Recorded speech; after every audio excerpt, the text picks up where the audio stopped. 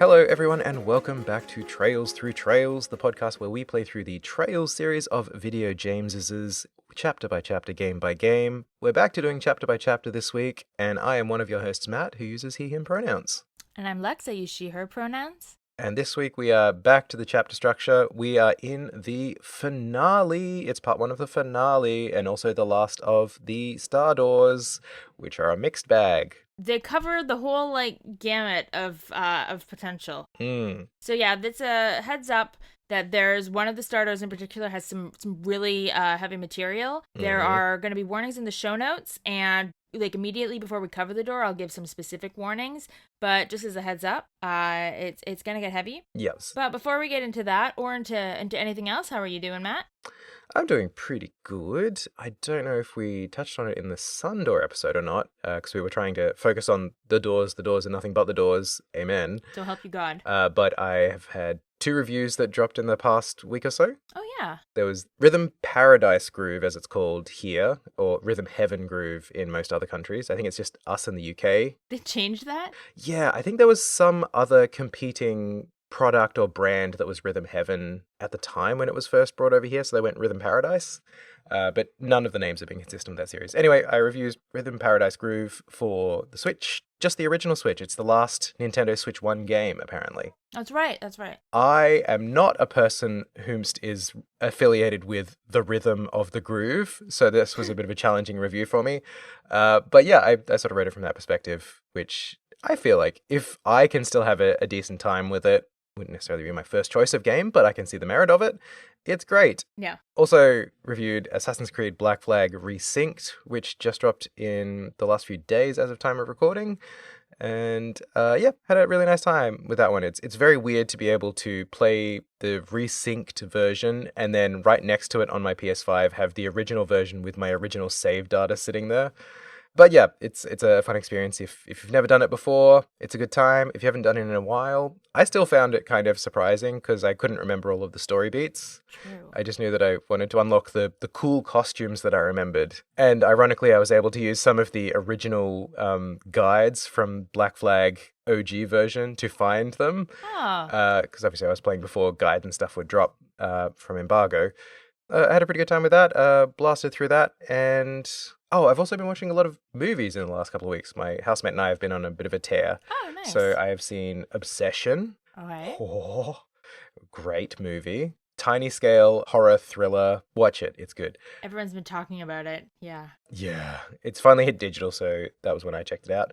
Also, a little Japanese horror thriller thing called Exit 8, which is based on one of those very small scale horror games. You know, like try and spot what's wrong in the room. Oh, yeah. You're basically in this exit tunnel for the subway station that just keeps looping on forever and ever. Huh. And the rules of the game are, if you spot an anomaly, turn back. If you don't spot an anomaly, don't turn back. Proceed forwards to exit 8.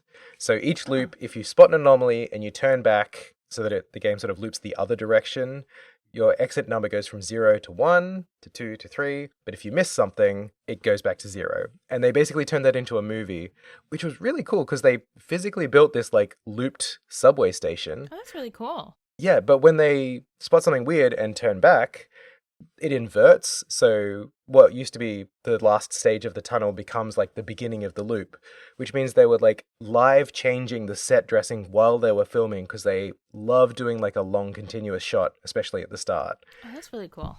So I assume that means that the whole subway tunnel was modular, so they could snap bits off and rearrange them so that the loop goes in the right direction each way. Yeah. Yeah, very, very well built. You start doing all the things okay, that's the poster, that's the door, that's the sign, that's the door, along with the characters, so that you're actively watching for the things that they spot and don't spot. Another small-scale horror film, fantastic. That makes me want to play the game almost. Yeah, I think I have it for PS5, because, it's one of those ones that goes for $5 on average. Okay. And it's just a couple of hours experience, but the movie was a really great interpretation of the game. That's so cool. It's a video game adaptation. And one that works because Yeah. it just stuck to the constraints. It almost becomes like a puzzle, mystery movie. That's fun. Because early on, one of the ones I really liked was at one point they sort of shift the camera down so you can see up at the ceiling And you notice as he turns around the corner, counting all the things he's used to checking, all of the fluorescent lights start getting skewed and going off at different angles and stuff, and he just doesn't notice it. Ooh. Then goes around the corner and his number is back to 0 or whatever. And so you're just like, they're like That's getting fun. you really invested in that process. So that was really fun. And then last night I went and saw Supergirl, and that was just a good time. Oh, yes, I saw it. Does not deserve the review bombing. I would say it wasn't as much of a smash hit for me as Superman, but I really enjoyed it. No, I have criticisms of it, but I think it's better than like a lot of the superhero movies we've gotten. It is still like comfortably above the middle of the pack in terms of like, you know, the Marvel and the last DCU, and like I thought it was a fun time. Millie Alcock's amazing. She is just the sweetest little Australian girl. I think she's so lovely. She was amazing in House of the Dragon, so it's so cool to see her like getting this. Yeah, I also saw her interview with Brittany Broski on her like Royal Court series, and as soon as I started watching it, was like, oh no, like a 20-something Aussie girl is absolutely the comedic match for Brittany Broski. Yes. So they just immediately fell into like a very friendly kind of like friend chat rather than an interview, and I was like, yes, I love it when that happens, like when the vibe just hits correctly.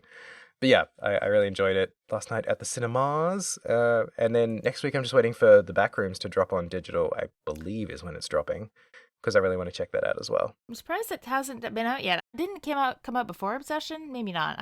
They were around the same time. It's like an A24 film, so they have like very specific guidelines about how many days after release they do it. But it was true. I've been really keen to watch it, but movies are expensive, so they are. I've been watching for the release date. It was meant to drop on the 7th, and then it didn't drop on the 7th, and now it's dropping on the 13th. Except maybe it's not, and no one knows if that's like the original version or this like updated version that's now going to theaters that has like after not like mixed into the movie new scenes, but like after the main credits, there's like a little separate episode. Supposedly more in like the vein of the Backrooms videos that he made originally on YouTube, where it's sort of a longer form, like creepy pasta video. So I'm just looking forward to seeing that. Another movie where they've just physically constructed the set from the video game. Apparently, Kane Parsons just like planned out the entire Backrooms set, which was like, what did they say? Like it was like a 20 to or 40,000 square foot stage. Like it's all just assembled in a huge warehouse. He like built it in Blender the way he used to build the videos for YouTube, and then just said, okay, here's the blueprint, build this in real life. Crew were getting lost in the set. It was that big and disconcerting. Yeah. That is very cool. I'm very looking forward to watching that. But yeah, that's just kind of what I've been doing with my time, consuming a lot of media. Yeah. How about yourself? I'm almost done The Adventures of Elliot. I've been like stopped right before the final boss for like over a week now. I got distracted by other stuff, which is always dangerous for me because like there are many games that I have stopped right before the final boss and never gone back. Not because I wasn't enjoying it, just because I get caught up in like I need to do everything else before, and then I get distracted. What else have I been up to? I've started rereading the Game of Thrones books. It's been like 15 years since I last read them, and House of the Dragon's airing right now, and it reminded me, it got me thinking about the books, and I'm like, 508 pages, and I started rereading them yesterday, so yeah. Jesus. I'm a fast reader, and I know the books fairly well, but it's just a really well-paced book. He's a good writer. I hope we get the next one. Yeah, because I think I read most of the books up to like the start of Winds of Winter, when they were getting towards the end of the... Which isn't out yet. Oh, sorry, what was the one before Winds of Winter? Dance with Dragons? Yeah, I think I got through most of that, and then I was like, all right, well, now I can watch the end of the TV show, and we all know how that turned out. Interesting. I'm glad they are worthy of a reread, and that you reread them so quickly so you can get through them faster. Because the later books get a little more complex, I think. There's a lot more characters to keep track of. There's a lot more... like bouncing around, yeah. Like the prose, I think, gets a little more... from what I remember, but I actually don't know because it was 15 years ago that I last read, or ish. Yeah. I was under 18 last time I read them. Like I read them all when I was 15, probably a little young, and then I reread like parts and stuff like in the next few years, like my favorite characters chapters and stuff. But it's also possible that like the stuff that I remember being more difficult was also that I was like 16 and like it was like I was an advanced reader, but there's also just stuff that like, you know. Yeah, this is your first time reading it with a fully cooked brain, I guess. Exactly. So maybe it's that. It's very funny because I have the first 4 books in like a box set, so they're like these like short, squat little like kind of like 90s paperback fantasy like. Yeah, the fantasy classic for sure. Yep, and then I read them the year Dance with Dragons came out, so my copy of A Dance with Dragons is this huge hardcover because it wasn't part of the box set, because the box set was before that. And it's very funny looking at it and being like, man, I read that within a year of it coming out, and now I'm 30 and we're still waiting. He's put out like 11 chapters the next book. He says 3 years ago, he said he was 75% done. There's 2 more to come. But then he keeps doing other projects. Yeah, I mean, I think he's also just going through it. Like, I know like a lot of his friends have died in the last 10 years. That probably makes it rough. But I'm like, I really want them. I also wonder how close to his original concepts the final season of Game of Thrones on TV was. And based on the reaction to that, whether that kind of caused a pivot that maybe knocked that 75% down a little bit. I think a lot of what happened with the show is there were like battles or scenes that were either happened or were gonna happen that they thought were really cool, but they hadn't included the characters that were involved in them. Right. So they just kind of like grafted them onto different characters, and like it just didn't make sense. So I think there's parts of the final season are like in the books, but they're gonna look very different in the context of that. Yeah. Because they've already, even in the books that exist, they did that, right? Like, they had, like, Daenerys do, like, 5 other characters' storylines, too, because they had cool scenes, but the characters weren't in there. But we'll see. I want the book. Someday. One day, it'll come, I believe it. Maybe this year. Let's keep thinking positive. Maybe this year. But anyway, I've got another epic fantasy long-running saga, almost as long-running as these books. I mean, they started in the 90s, like 96 or 94, something like that. Yeah, and plus Falcom are also claiming that we're totally like 2 away from being done. So we are kind of in the same boat. We'll see who washes up to shore first. And we also have no idea when the next one's coming out there, too, because they haven't said anything. So I think we'll find out after second chapter remake comes out. I think by the end of the year, I think Falcom will at least say the next one's coming out. Yeah, I actually there's a Blue Sky account. I don't follow it, but it keeps showing up in my like suggesteds because basically the whole thing is like from the day that Horizon was released, every day they post and say 1 day without a release date for Horizon 2, and it's just some random Trails meme, and they've been doing that every day since Horizon came out. Oh my god.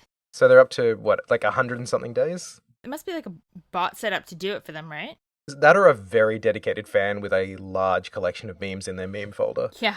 It's good times. So I'm sure I will be the first to know when they get the release date purely based on that Blue Sky account. Kudos to that person. You're doing the goddess's work. Yeah. All right. So let's go check out what's happening. Well, I was going to say in Zemuria, but we're not exactly in Zemuria. Not quite.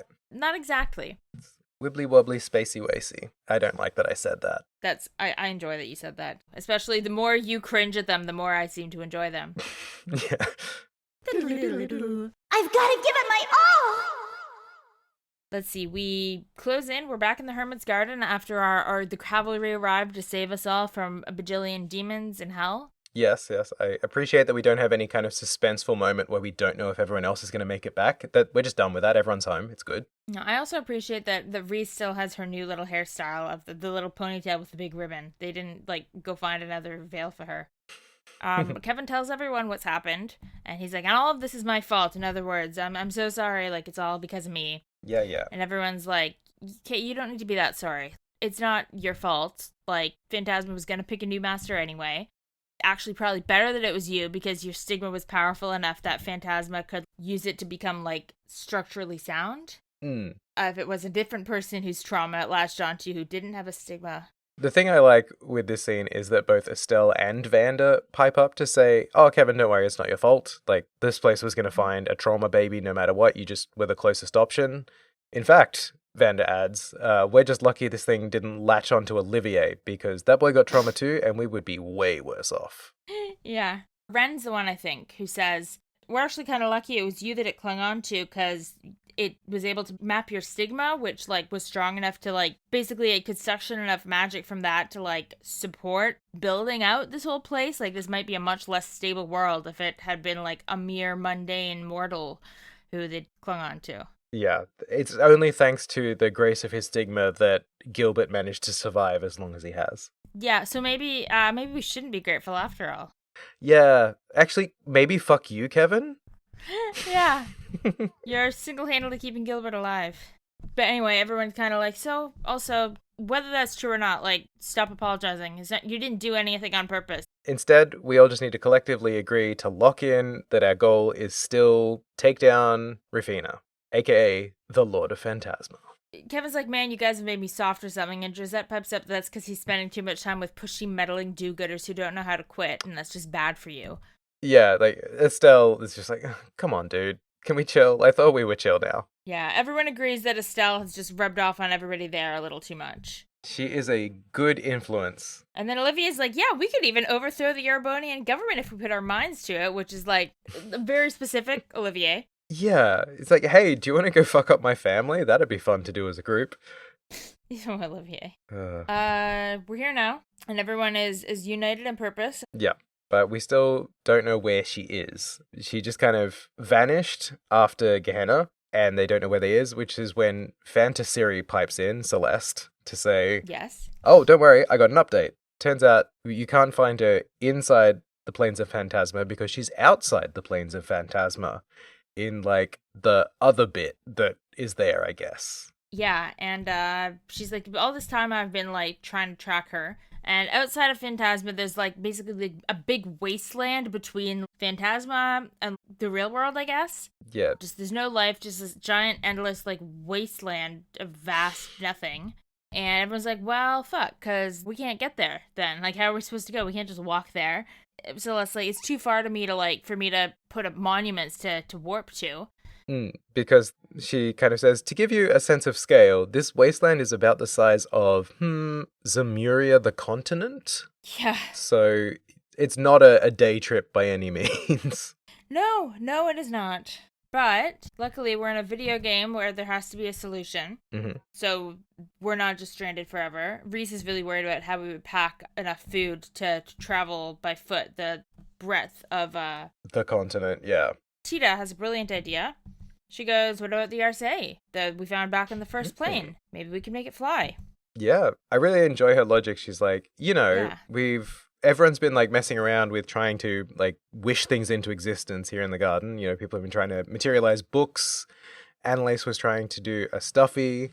And she's like, honestly, it sounds kind of stupid, but if we all wish really hard that the RSA could fly, maybe the RSA can fly. Yeah, and she's like, and everyone here is, like, pretty familiar with the RSA. Like, almost everyone here has flown on it. Ren, I guess, hasn't, but in the society, she would know all about it because, she's been around it and all that. She's Ren. So, like, wishing it could fly, like, we could actually visualize what it's like when it flies. Yeah. Josette does kind of pipe in a point of family pride to say, yeah, but the Bobcat's here too. Couldn't we do the Bobcat also or instead or as well as? And they're like, yeah, but not as many people know the Bobcat. Yeah. And even the folks who have been on there, we're just kind of like hiding out in the cargo hold to sneak on. So don't necessarily have the familiarity to make it work as good. Yeah, sorry, babes. So nice backup plan, but the RSA is like hitting it on the head. Yeah. I also like that it's Ren specifically who pipes up to be like, Tita, I think that's a great plan. Like, that's really smart. Yeah. I think it's really sweet the way that their friendship has become like a real friendship, Yeah, it's also less teasing edge to it at this point as well. It's more sincere from Ren, at least to Tita, and she's kind of getting there with the brides. Yeah. But yeah, she's kind of softening. She's not putting on the facade as much as she's actually letting herself maybe have a real friend. Yeah, no, it's really nice. It's just been, like, natural over the course of this game that they've been hanging out and are just... Yeah, it's just really nice. I like it. And Celeste says this plan will work too, so that's awesome. The only problem is that if we use the RSA and we take it outside of the known planes of Phantasma, we will just never, ever, ever be able to come back. Ever. You can't turn around and come back for supplies, so you basically have to prep everything to the umpteenth degree, pack it onto the RSA, and then leave knowing that you've got everything you could possibly need. Yeah. Because we won't have the cube anymore to be able to warp back, she says. Though I don't remember when they said we'd have to give up the cube. Or does it just not work outside of the planes? I think it just won't be within reach. Like, we'll have the cube, but we'll be able to use it. Right, because the monuments are sort of like extender antennas for her to kind of increase her coverage. That's why you activate them as you go past them. Right. Okay, that makes sense. Yeah, so we'll just be going past where she can help us. So past where we can make warp spots. So yeah, this was sort of the early fake out warning of like point of no return. I got confused for a moment when I first got here because obviously we said that the stopping point for this episode is boarding the Arcee as the point of no return to go off to the final dungeon stuff. Mm-hmm. So when the first thing she said to me at the top of the chapter was like, careful, point of no return, I was like, oh my God, what can I do? Where can I move? And she's like, no, point of no return if you talk to me again. Don't worry.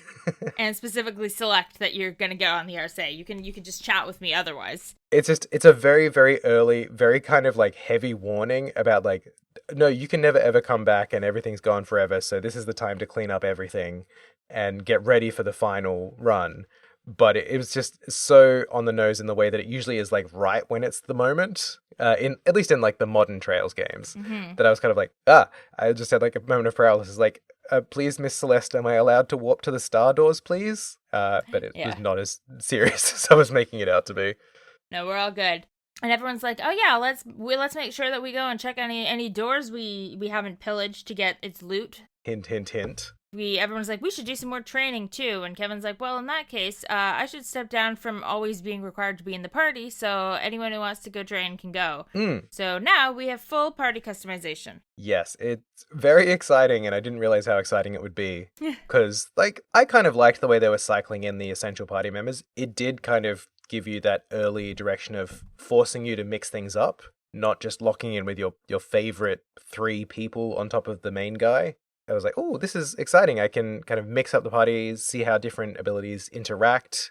What's it like to go out with like a whole squad of sword boys or a whole squad of magic users? Like, how different does that make the combat? So yeah, just while running around the abyss in this next section, obviously I wanted to level people up as well, but I was just trying to come up with really weird party compositions, and suddenly the random button on the party selection screen makes a lot more sense. Yep, it sure do. Just to test things out for shits and giggles. Yeah, because you're definitely at a point where there's really not that much threat of you getting knocked out in a single battle.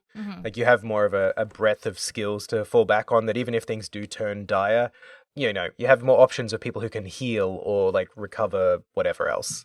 So it's not just like, oh shit, I'm doomed unless I get to Ren's turn or whatever. Yeah, no, it's a good time to have that kind of that freedom. So yes, after relinquishing us to full party control, if you talk to Celeste again, prior to putting you on the path of no return, she says, okay, well, if you guys want to get ready and like make sure you're strong enough for this fight, I'll give you access to this new area. It's kind of a sub level of the final plane. Yeah, of Gehenna. That was sitting behind the bit that we did last time. Just chilling there. It's called Abyss. Nothing bad there. You know, the abyss below hell, aka Gehenna, that seems like a chill place to just kind of like test your mettle.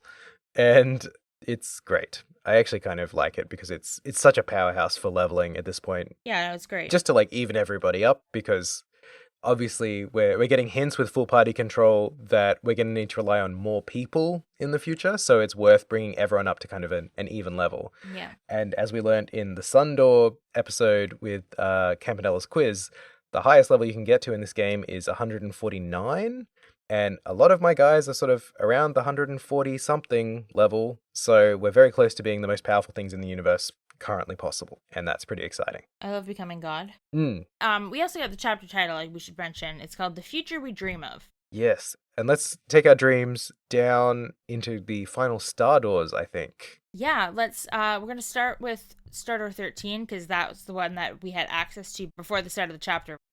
Come on, let's do it! Stardoor 13, we will find back on the Black Ark. It was the one that said you had to fight at least 400 battles for it to be open. No sort of specific character requirement. I honestly don't know how you could get to this point in the game without having fought at least 400 battles. Me neither. Maybe it's closer than I thought, but right as soon as I found it, I like could go in if I wanted. You really would have had to be dodging combat to make it this far, and maybe that's a valid tactic. I feel like the boss fights would have been an absolute hell if you did that, but yeah, more power to you. For us, however, the doors swing open with great ease, and we're able to see a report on the attacks on Erebonian bracer guilds. Yes. And the image to start this off is the supporting gauntlet, the logo of the bracer guild, but it's like shattered, like it's cracked into a bunch of pieces. Yeah, very effective. And we remember this because we were told, like a game or two ago, that these attacks were why Cassius, in the prologue, was summoned away to leave the country and be gone for most of FC. So we know that it happened, but we don't really know anything else about it. Yeah. The starter, this is another one of those text-based report-style star doors. This one is formatted like messages, letters, email headings. Everyone is a message that's from X to Y. Usually they're from different subdivisions of the intelligence division, which we know Lecter's a part of, back when we met him, and to the general staff office and back and forth. Yeah. The intelligence division is talking about, yesterday the Capitol's guild houses were all destroyed by explosives. They were set underneath the buildings in the underground waterways of the city. Yeah, I didn't remember the specifics of how it happened when the Erebonian guilds were all attacked. But, setting bombs underneath them, the idea of just having them bomb from underneath, having these buildings just, sink into the ground, potentially, terrifying. Yeah, it's actually a little like Game of Thrones spoilers for season 6, when there's all that wildfire underneath the city that gets set off. Yeah, very that. The messages between the subdivisions go back and forth. Members of the Jester Jaeger Corps were confirmed to have entered the country illegally, are suspected of doing this. It's all kind of weird the way these, there's a weird level of reserve to how certain things are talked about. We also see some messages from the Erebonian Bracer Guild, the Liberalian Bracer Guild, saying, hey, we're under fucking attack. We need backup. We can't contact all of our bracers. Yeah. As a result, we can tell that what they're talking about is Cassius gets sent to Erebonia. They imply it's just a high-level bracer, and there's only so many candidates available in the world. And really what's interesting about these is that the intelligence division messages between the different subdivisions, it becomes clear pretty quickly that they are more focused on the bracer who's coming in than they are on figuring out this attack, right? Yeah. At least that's kind of the vibe you get. They're immediately there's going to be a high-ranking bracer entering the country soon. We need top surveillance on him from the second he gets in here. Mm-hmm. He needs to be pursued. We need to be always eyes on him. They confirm Cassius Bright, S-rank, shows up and becomes the provisional representative of the Erebonian Guild while figuring out what happened. He also halts all orbital communications to prevent interception, which... Very strategic. He, immediately locks down communications to kind of limit information transfer, and then gets all of the bracers to gather outside of the city as well. What's also interesting is the one message we saw back and forth from the Bracer Guild in Erebonia to the Bracer Guild in Liberal, this is a report of the intelligence division, so that suggests that the reason we saw that message is because it was intercepted by the intelligence division and put into their report. Cassius was right to think there was somebody hacking. At this point, guilds in 6 cities in Erebonia were attacked, which is a lot of cities. There's only so many cities in Erebonia. Yeah, I was thinking that. It's which cities didn't get attacked at that point? It's pretty notable in the Cold Steel games, sort of after this event occurred, these kind of post-bombing, post-attack bracer guilds, they do not look as inviting as part of the community as they do in this day and age, especially in Liberl. They are just a dead part of the society. Yeah. The other thing that's cool is that we kind of get a hint of just Cassius's strategic genius from, they're talking about that Cassius was able to really quickly pinpoint where the enemy supply base had to be based on their movements. He could just look and be this is where they would have to be, because they clearly have supplies inside the country. They had to smuggle them in.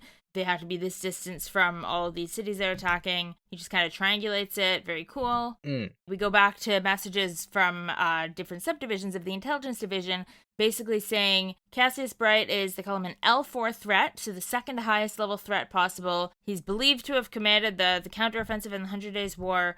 They're going back and forth that they're trying to track him. They failed to track him. They have not raised the alert level, but they consider him just a threat by being in the country. As soon as they gave him this threat rating and said it was second highest, my immediate thought was if he's an L4, who or what is an L5 in their minds? Are we talking a Septarian event is an L5 and Cassius Bright is one step below that?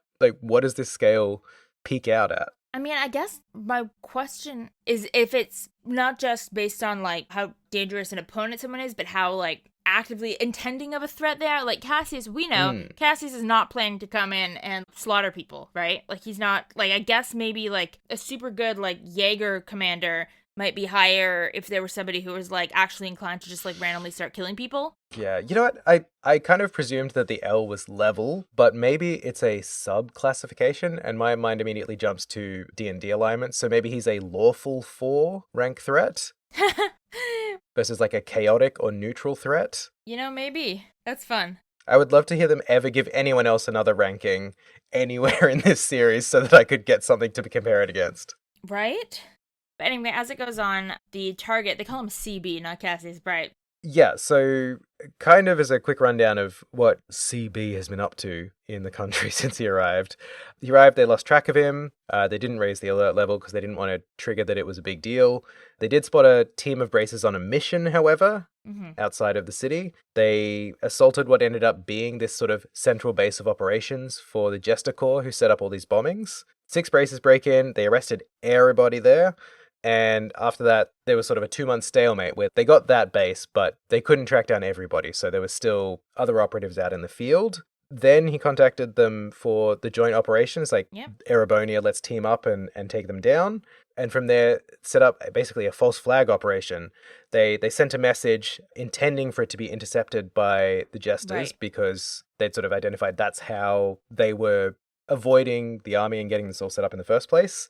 So they sent a message back and forth between themselves with false information so that they could project a situation where Cassius was going to be at this location so that the Jesters could then use that as a plan to assassinate him. But it was all a big trap, and use that to sort of track down the remaining Jesters, and those guys helped them track down anyone else sort of straggling out in the field. And at that point, the Jester squad is just done and dusted. They are no longer a thing because they got every single one of them. Yeah, completely eliminated.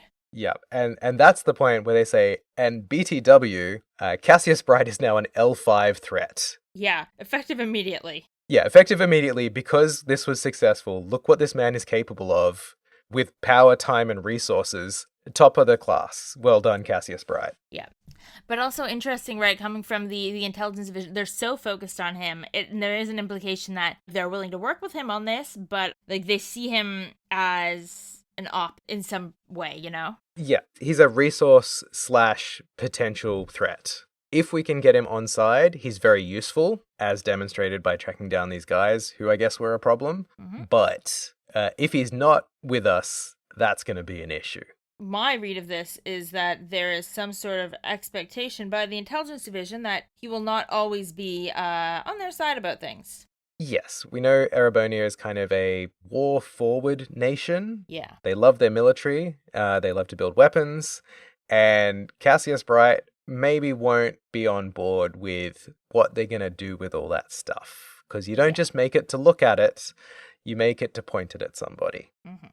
So then we end with a message from the investigative office to the Chancellor's office saying that Cassius Bright did not contact Olivier. They refer to him as the minstrel. Yeah, and didn't act suspicious, but they're going to keep trying to track him even now he's left the country. Yes, everyone's very happy to confirm that he's out of the country officially, and that brings the door to a close, which was Star Door 13, Assault on the Imperial Guilds. Yeah, what's interesting about that one, again, I find, is the fact that the intelligence division is clearly way more concerned about and preoccupied with Cassius. Like, the Jaeger Corps and the attack on the guilds seems like an afterthought to them. It's almost like they kind of don't care. Yeah, it's like an acceptable loss as part of achieving their goal, which is not painting a very caring and sharing picture of the nation. It isn't, is it?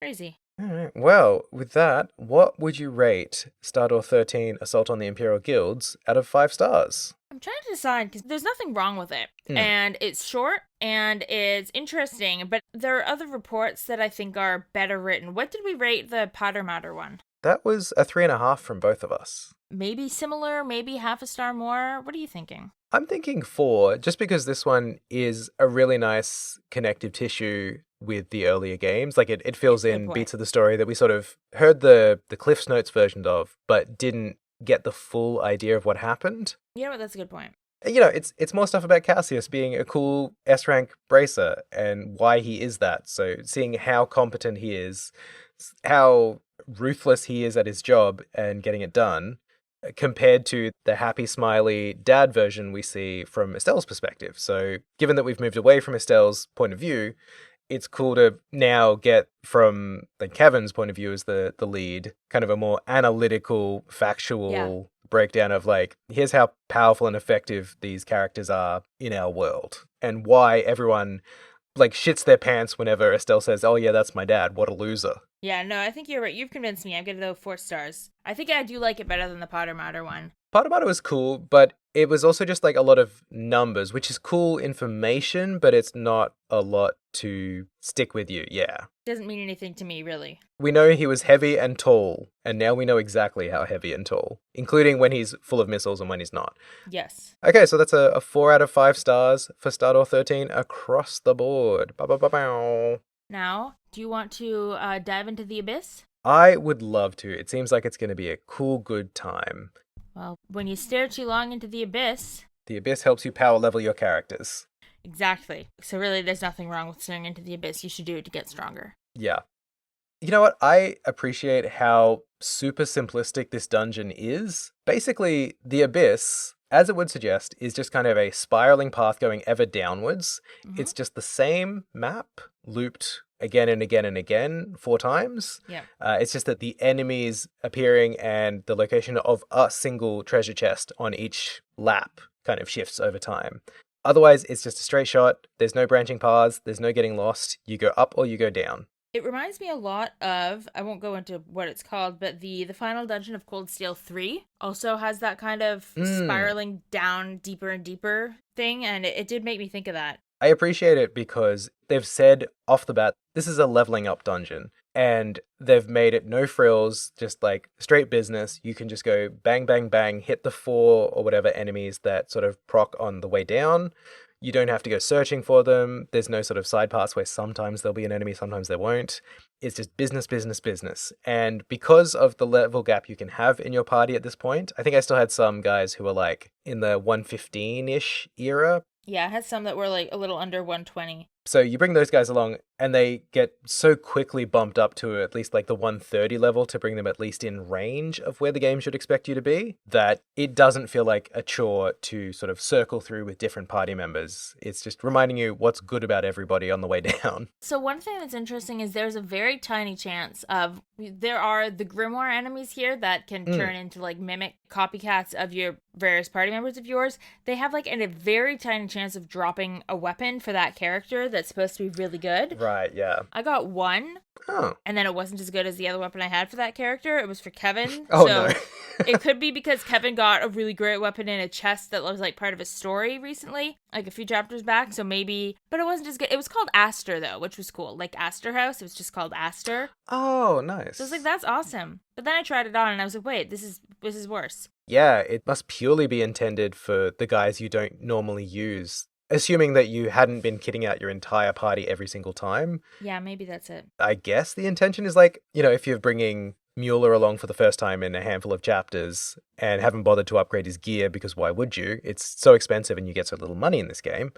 You would just be like, oh, cool. I guess on this 11% chance I got a new sword for him and that's pretty nice because I took a while to beat this enemy. I think it's lower than that, but yes, I think it's really low chance though, which is weird. But anyway, that's the thing. Yeah. There's also the horrible spider monster that we had to fight as a boss is just like a random enemy here, so I hate it. Shout out to that guy, I hate him. I didn't really take note of the particular enemies on the way down. They're mostly new or recolors. Nothing too hard, really. Yeah, I think a lot of them are similar to Gehenna, like bosses that we fought before, but now as regular enemies. Yeah. But there's also a few new guys. Yeah, some who kind of are nuisance enemies, like there's some status effect guys. There are always a couple, or at one point, I believe you have to deal with the mirrors again. Yeah, they're annoying. Briefly. Oh, but there are 4 distinct bosses, though. Yes. That are optional. Like, it says a dangerous fiend is lurking here, and you can choose fight or don't. Like, you could just walk around it.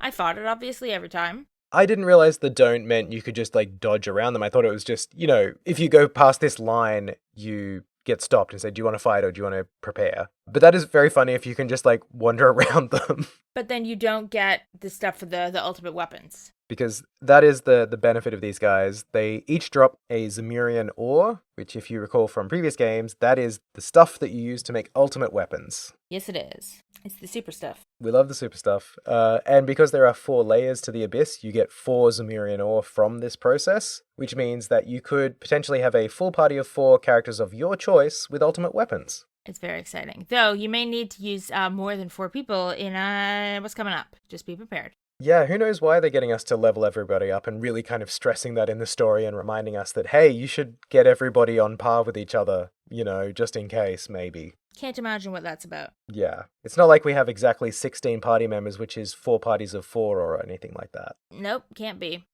So the first boss we fight is called Lucifuge. I don't think we fought him as a boss before, but he's described as a necromancer that rules over chaos. He's kind of cool looking. And then after each boss, there's like a spring that you can drink from to heal. It doesn't heal CP, but it heals EP and HP. The next one is Akamana. He's a foul monstrosity who wanders Gehenna. Then I'm missing the third one. Was that Beelzebub? Yes, Beelzebub. A familiar name, but it's not quite the SMT version of him. And then the last one is Super Special Palm. I think they call it the Tempest Palm. Yeah, it's like a whole party of Poms. With one really big special one in the middle. Yeah. He's got like a glowing green halo thing floating around his entire body, like he's some sort of Neon Genesis Evangelion angel. As you do. He is a dastardly fluff that has attained a state of perfect selflessness, uses deadly attacks, as all selfless people do. Exactly. I had the best time with him on account of I get 2 of the what do they call this? The Tiger Heart or the Crimson Eye, the ones that are like plus 200 strength. Oh wow. And I had him at 200 CP and I just did his S-craft and I just killed everything in one hit. Oh damn, nice. Because it was all shining Poms as the backup enemies, and you've got this like super disco Pom radiating light in the middle of the screen, which I love the disco effects. It's so fun. It was just immediately, it's like, oh, yeah, no, we're going to just slam you with as many 200 CP S-breaks as possible. And it didn't do it in one move for me because I did not have, like, super steroid agate on my party, but they did go down without too much trouble. I'm glad. We both conquered the being of perfect harmony. It's also after this that we get the Shining Emblem, which is the key item you need for one of the Sun Doors, the tournament Sun Door, to unlock the final tier of the tournament. Yes, which I still need to finish, actually, because I did it and I died at the end, and I was like, oh crap. Oh, damn. Because I guess on my level of difficulty it was a bit harder, so I was just decided to go level a few people a bit more. Well, best of luck. It was easier on easy mode, but it still was not easy, so... No.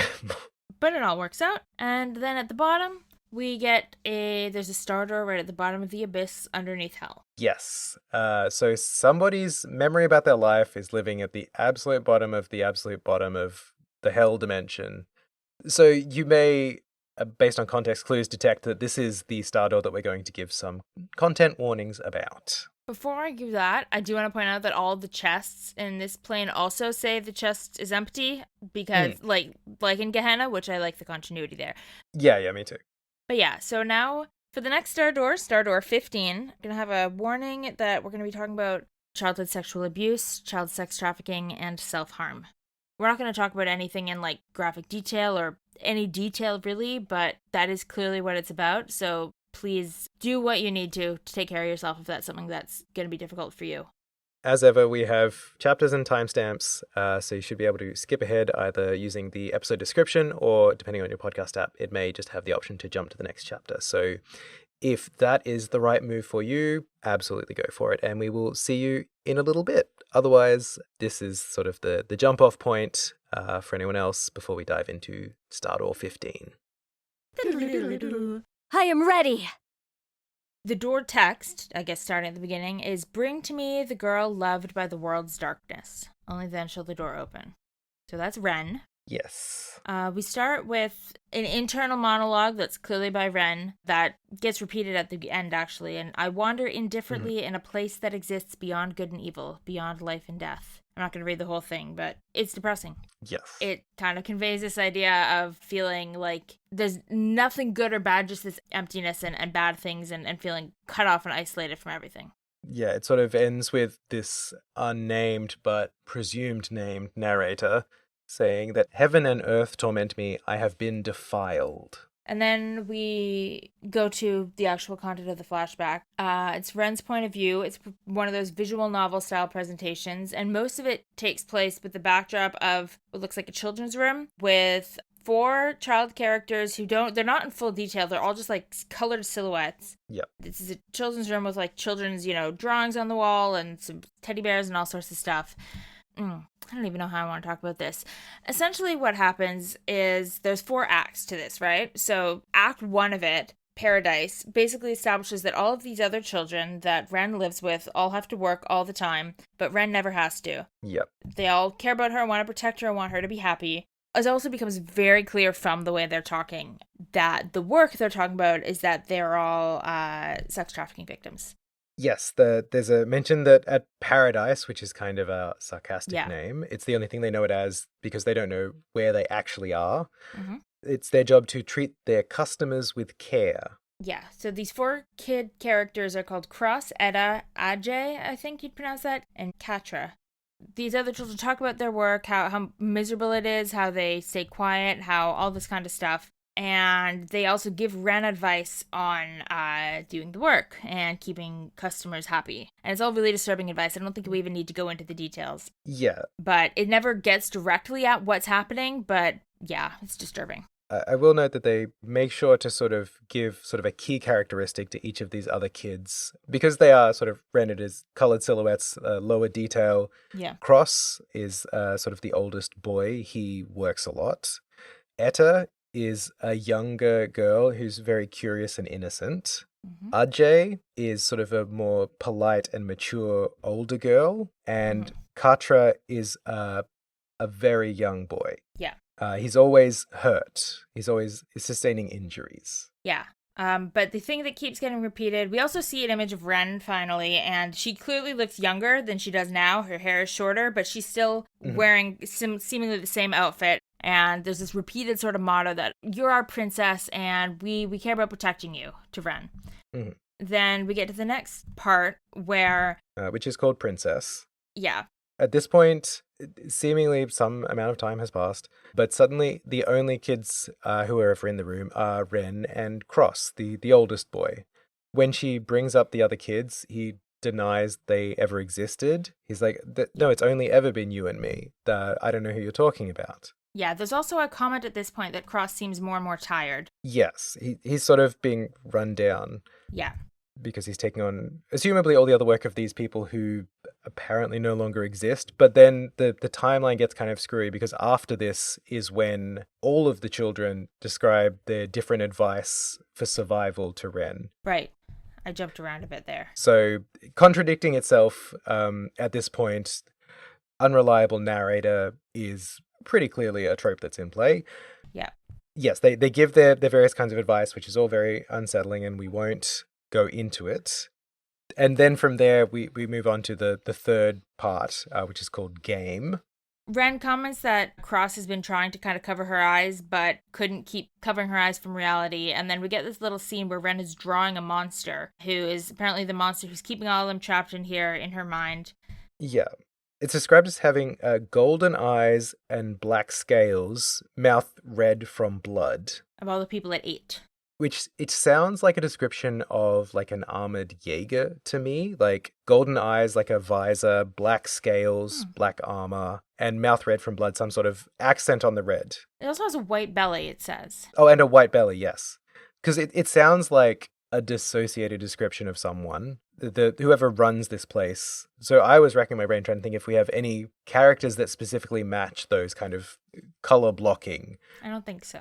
But my thought is it's more like a military squad or some sort of security force's armor that matches that sort of color layout. Maybe. I think it also could be more abstract than that, though. It could be the scariest looking thing I can think of drawing to describe the scary feeling that this evokes, like something that matches how it feels. It could be more abstract than that. Yeah.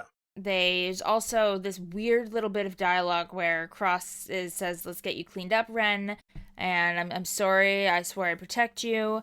And Ren is acting as though she has no idea what he's talking about. And then suddenly Cross starts yelling at her. Ren is like, what's wrong? Like, you look upset, you look tired, or you're not looking well. And Cross goes, it's all your fault, it's all your fault. And then says, you wasted no time in killing all the others. Why are you letting me live so long? And then we get this line repeated over and over. It's all your fault. Why haven't you killed me? 3 times in, like, red text. And then silence for a moment. And then, I'm already dead as it is. Why won't you kill me?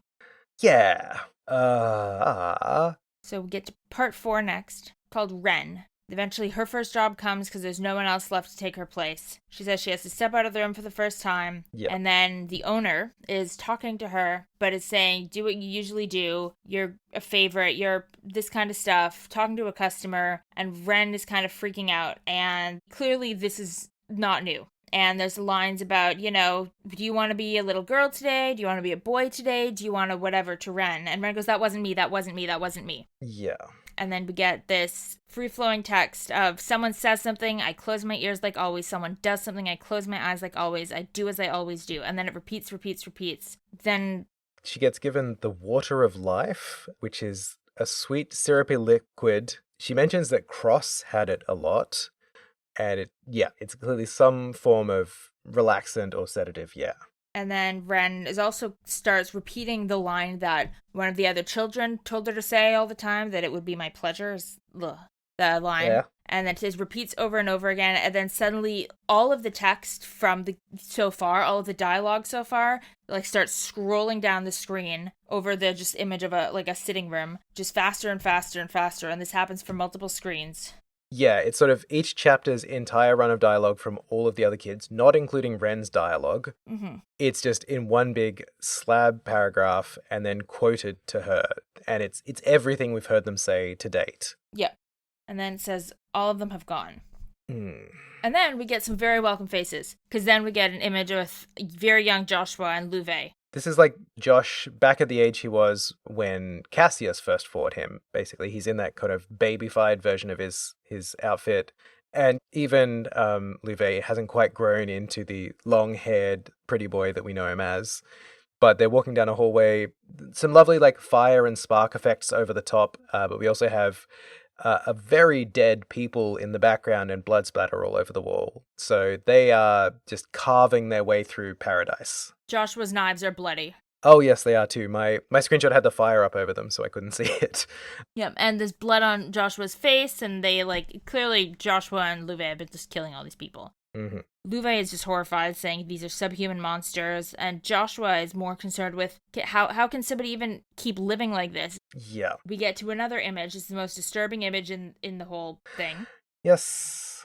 It's a naked Ren. She's folded over so you can't see anything, lying on the floor. She's like a mid-magical girl transformation, undetailed body, like mid-Sailor Moon transformation. Yeah. So it's not too gratuitous. She's kind of obscured in shadow in seemingly the same sitting room that all of that dialogue was repeating in. Yeah. Where she had the water of life. And also, her legs are in the light of the doorway that they've stepped through, and they are covered in cross-shaped scars. The boys find Ren here in this state, and something seems to shift in Joshua because he's really, really affected by this in a way that this kind of like child assassin Josh never was portrayed as. Louvet comments that Ren clearly inflicted the wounds on herself, probably to try and maintain her sanity, as he puts it. Mm-hmm. And Joshua was really struck by the idea that she was that desperate to keep living and to keep her mind that she resorted to this idea, like, even in this state, like, this is a human being. And Joshua says, I want to see what she's like when she's really alive, Louvet. Can we take her into the society? Yeah. Then we hit part 5. The dream goes on. We now see the bloody, this red silhouette of Ren, looks kind of like blood, with text over it saying that Joshua tells Ren that she's strong, and she'd never heard that before. And she starts repeating this like a mantra, I'm strong, I'm strong, I'm strong.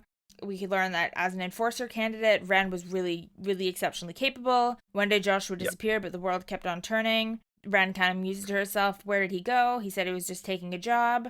I wanted to introduce him to my real papa and mama, which we know means Potter Mater. Mm-hmm. But telling herself, I know he'll come back eventually, and I can all wait. It's all going to be good. And then suddenly some people show up. We're kind of looking at Ren, like we can see, her feet, and as she's looking towards a building, and then two very familiar looking figures show up. Yeah. You may not remember them exactly, but these look like the puppet parents that we saw her with the very first time we met her in SC. Yes. So you have the mother with sort of the curled hair and the father with the pink, which, as we all know, that is how anime genetics work. The hairstyle comes from your mother and the hair color comes from your father. However, they also have another child, an infant sort of still swaddled up, that they're walking down the street with.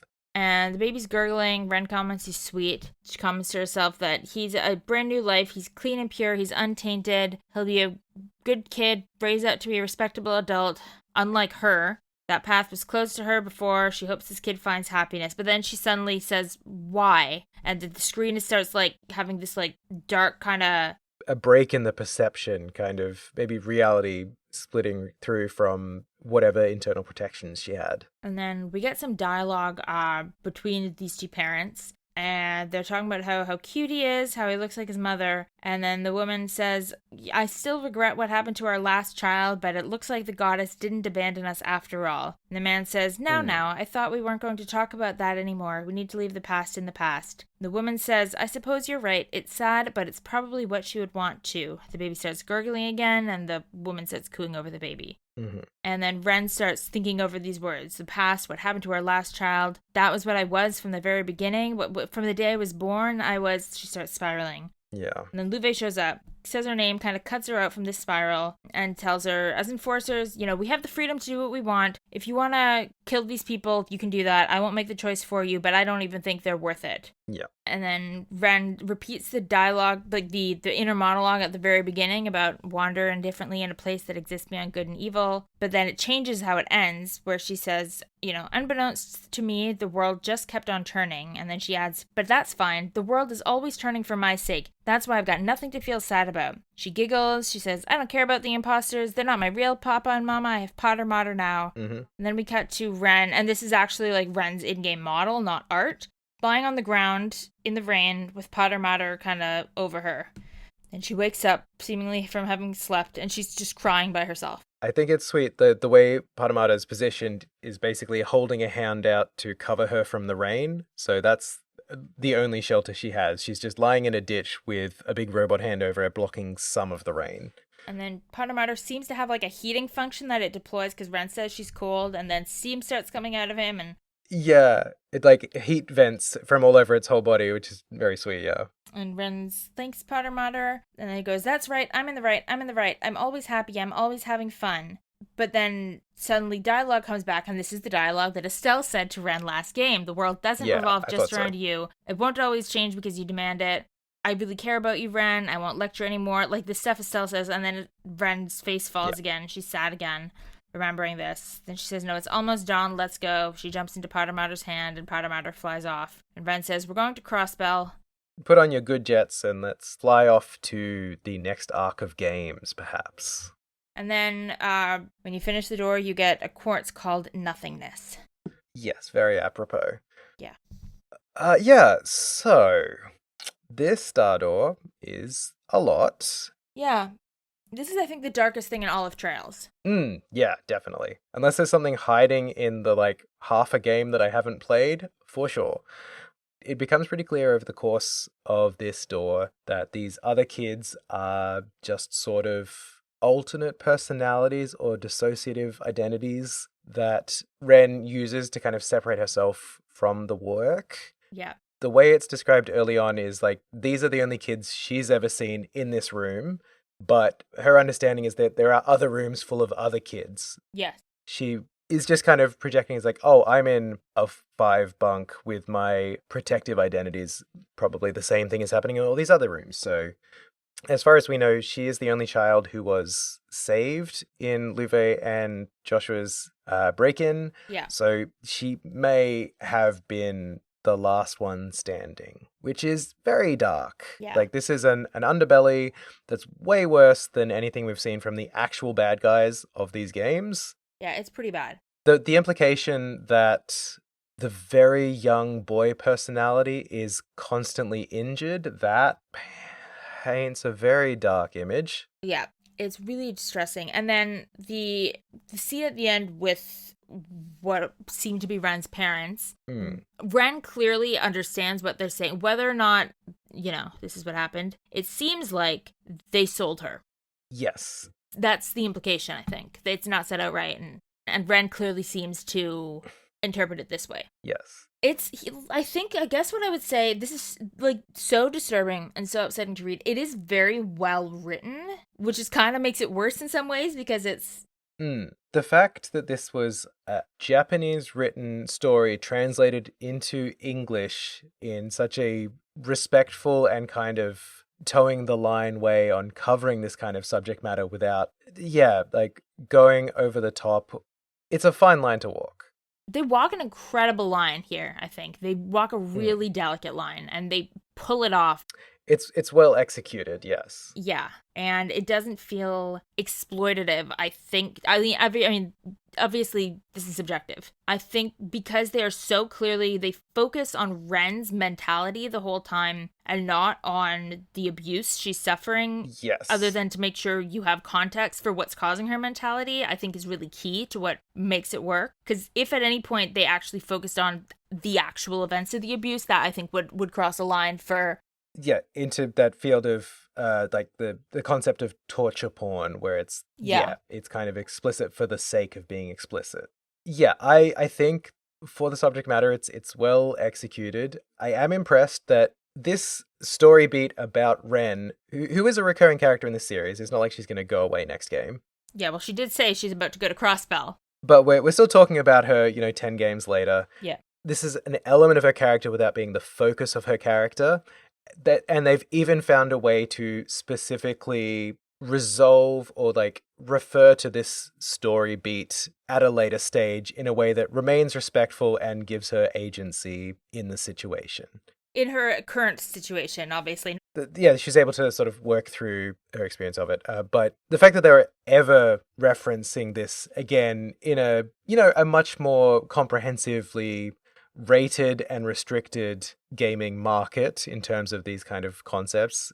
If you're gonna do something like this, you've got to do it well, and they've done it about as well as you could hope, I think. Yeah, I think so. I think this is actually what I'm most nervous about in the remakes. Oh god, yeah. How are they gonna do this one? You can't cut it because, the phrase, it would be my pleasure, has been referred to at a later stage, let's say. You can't not have that moment if you've acknowledged it in the more modern era of games. But how you handle that, I don't know.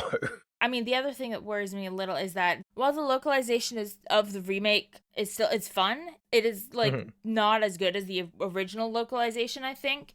I just don't think it's quite as tightly written. It's a different translation team. It's a different take on the source material. And it also, they did it a lot faster, which is great for us to get the games at the same time as the Japanese version. But this is one of those starters, I think, where the fact that it took them so many years to do the localization, it shows the amount of work and craft that went in. Yeah, it's one of those ones where you really need to quality assure that you've done the best possible job. Run it past the kind of experts who know the correct ways to discuss these kind of things. This is why you bring in, outside advisors on the topic who can kind of speak to how to safely and respectfully discuss this matter.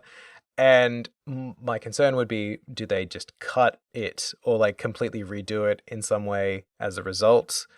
Also, I had the thought that what if these doors were all voiced in a future iteration of the remake?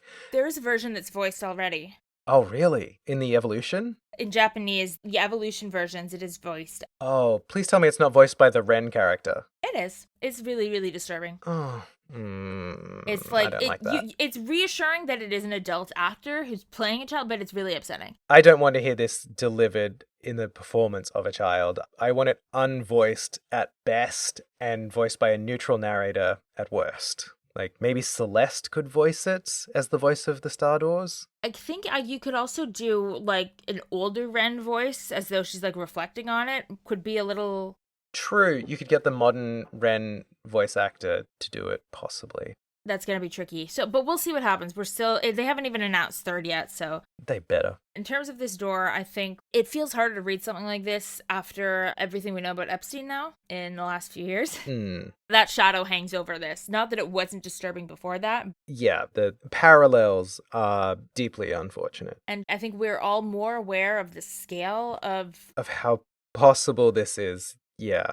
Also, I think talking about it from the perspective of the Ren we've gotten to know over the last 2 games, so much about Ren makes so much sense. The desire to not self-reflect on anything ever. Yeah.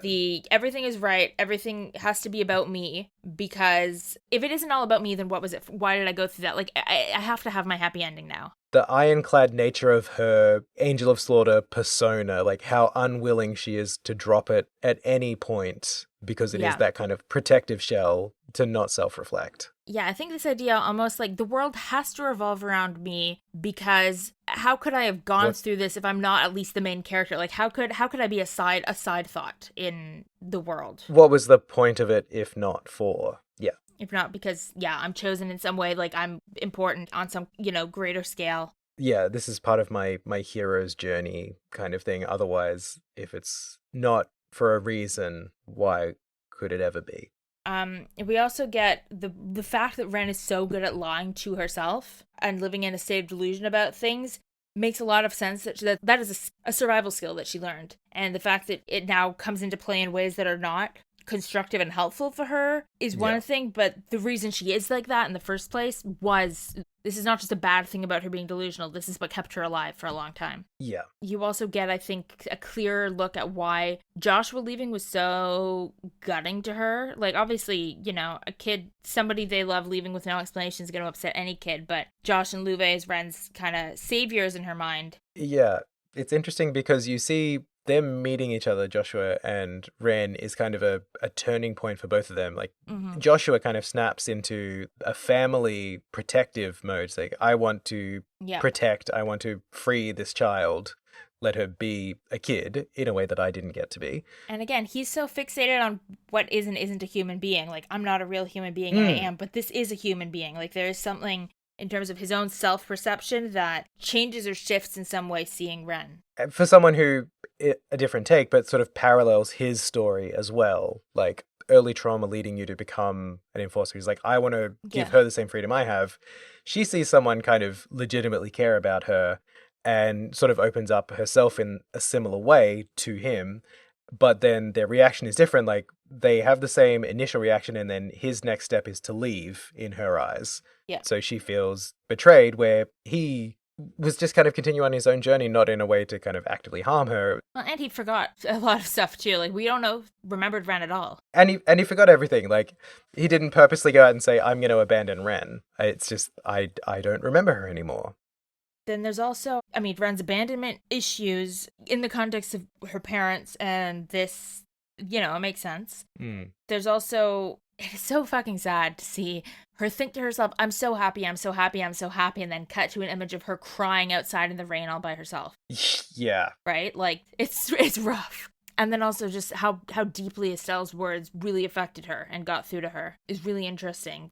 First of all, the fact that last scene is like right before this game takes place, she's not with the society. And we know that she's on break from the society, but like that she's literally just like sleeping outside, like in the middle of nowhere with just powder matter. Yeah, because when we last saw her in second chapter, like, she was leaving after the boss fight saying like, haha, I'm going to go off and do my own thing, whatever. And then the next step is crying in a ditch. Yeah. More of the Angel of Slaughter facade, but obviously immediately like shaken to her core by the power of Estelle Bright. It makes sense too that it would really hit her heart. The kind of dual thing of Estelle saying, I see through all of the protective measures you have up. I see through all of them. I see them all as bullshit. I care about you and I love you anyway. Yeah. Like, I think that being the part of the same statement, and that really gets to Ren. Yeah. I love Ren. I just want her to be happy and safe and loved. What dreams may come in games to come. So that door was called Paradise. It was not Paradise to read it. No, let's quietly and respectfully close Star Door 15 and decide how we wish to subjectively rate it on a scale of 5 stars. I think I have to give it a 5, even though it's the worst to read because it's like kind of shocking that they could pull off something like this in a game like this. Yeah, it's tricky because this is a tough door, obviously. Yeah. It doesn't actively get anything about how it's delivered wrong, but it is also a door that not everyone's gonna handle the same way, and it doesn't really give you any warning in context up front. Sure, yeah. And obviously that's a shift of a more modern perspective, doing content or trigger warnings on things in general. Mm-hmm. I just feel with how respectfully it was written, it felt like there should be more warning. And I know that it's in a pit at the bottom of hell, and it says the girl the darkness adores. Yeah, I see what you mean. It's all very kind of retrospectively, you could look at it and say, oh, I see what you were doing there. But it doesn't have a big, well-lit sign that says warning, this is a tough one. So, yeah, it's like I don't want to mark it down for being bad, but it's also a tough one. So I think I'm just going to say 4.5 out of 5 stars for your mileage may vary on how this impacts you, but otherwise, like, very well executed. Yeah. All right. Let's go. Let's have a breather. Let's do over to the Hermit's Garden and take a little breather. We haven't actually caught up with anyone yet, and we should probably do that. Please, yes. I was not prepared. So, what did we get up to in the garden? There's not as much as there are in some chapters. Most people have some variation of like, I'm ready for the final battle, but there are a few interesting conversations. Scheherazade has pulled a tarot card and she is left it face down on the table next to the fountain because she says it's a really good reading and she basically doesn't want to jinx it, but we don't find out what it is. Right. Yes, I do remember seeing the turn down card. So I assume this might pay off later in the finale chapter? Maybe, I don't know. I don't remember. Because she loves to do a dramatic card reading during a Sky game, and this is her last chance. It's true. Olivier is kind of standing in one of those elevated like pillar things and is like, and it's almost over. You know, part of me would just rather stay here than return to the mountains of work that clearly await me. And then if you have Mueller in your party, he says, don't worry, Olivier, no part of you even has a choice in the matter. I'll drag you back to the real world by your ears if I must. That's love. I did like that, unfortunately, Gilbert also made it back to the garden. He's actually here with us this time. He is passed out on one of the benches in the initial library spot that we first materialized in. Yeah. He's just kind of laying there saying, like, that was too much. Just let me catch my breath and stay here for a second. While Josette stands over him saying, get up. He starts yelling at us he's like, you're making fun of me. Go away. And Josette's like, we're all about to leave here for good. You're going to get left behind. It's funny how Josette has become, is like the nurse of the party. Like anytime somebody's hurt or sick, she's just like the nurse, one on nursing duty. It's kind of funny. Yeah. Possibly one of the least comforting people to be looking after you when you're sick. She's just going to yell at you the whole time. It's a great fit. Like, it's nice to have a non-caring sort of medic character. Yeah. Which is not something you usually get. Usually she's like the sweetest, kindest secondary protagonist. So having her just being like, dude, you're more annoying than you are needing care, so please just get with the program. Yeah.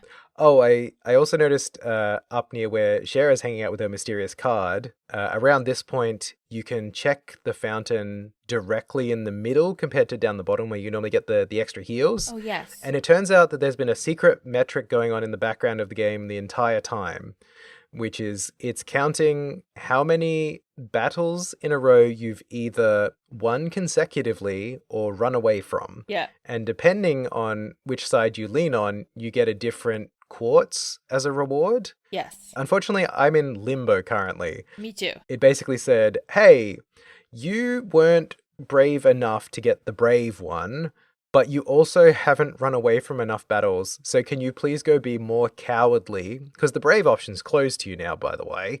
But if you go be more of a coward out in the dungeons, we'll give you something. And that's maybe the worst result possible. It's so funny. I don't think I'm going to go, because it's something like you Me have neither. to have either done 300 battles consecutively or run away. I'm assuming it's not 300 times, but a large number of times. Yeah, it's too much. I'm not going to do it. I'm not doing that. So that's fine. I think I've run from enough battles when I just like wanted an advantage and didn't get one that I was like, nah, I'll just start this again.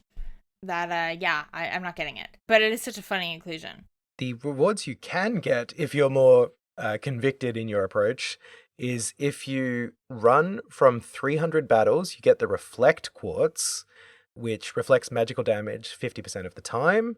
If you were brave and you fought 300 battles without running at all, you get the Mirror, which reflects 50% of physical damage. Yeah, and they both lower your EP a fair bit. Oh, Reflect does EP and Mirror does HP down. Wait, down? Minus max HP. Yeah, it's like a trade-off. Right. Okay, so yeah, you either reflect half of magical damage and lose 30% of your EP, so you're less effective as a caster, or you reflect damage with 50% chance, but have less HP to protect you as well. So really, neither one is a good quartz. Well, everything has a trade-off though, right? Like all of the like regular quartz, like attack quartz lowers your defense in these games, and defense lowers your attack and stuff. I mean, it gives you like 6 to earth and 8 to fire in like your count of like quartz points to unlock spells. So I guess that's decent. But you are trading 20% of your HP when you have this much HP does start to make a difference. It does. Also, the level 3 quartz, which is wild. I'm not sad to miss that. Yeah, no, I'm not. It's fine. And it is run away from 300 battles. Like, it's a lot. It is quite as many. That's so many. That would just take forever. It would. A few other conversations worth calling out is Kevin and Joshua have a really cool little conversation where Joshua says, you know, I feel like I've known you forever, but we actually haven't known each other that long. Kevin says, you know what, Joshua, I might as well tell you this right now. I'm really, really jealous of you.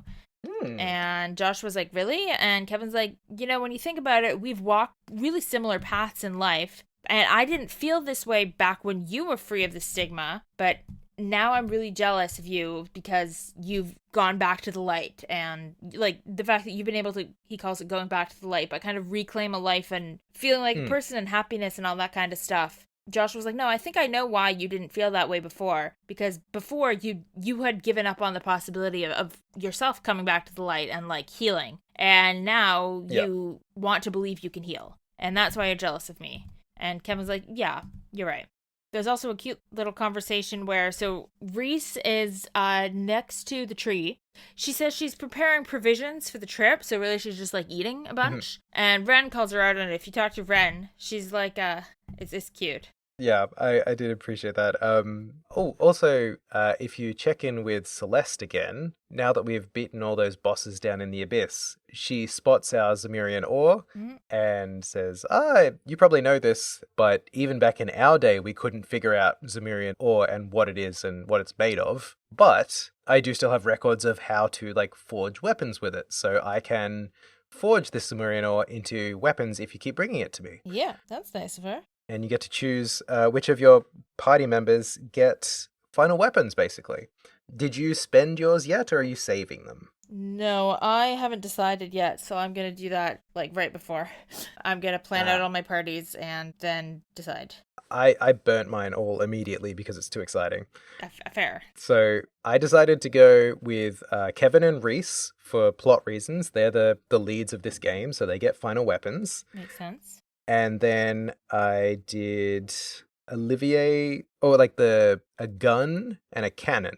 So Olivier or who's the other gun person? I'm drawing a blank. Josette. I think Josette has the same kind as Olivier. Oh, yeah. So Olivier or Josette can use a gun, but probably Olivier. And then Teoh with her cannon. Nice. Which I think sometimes there's a shared gun/cannon, but not always.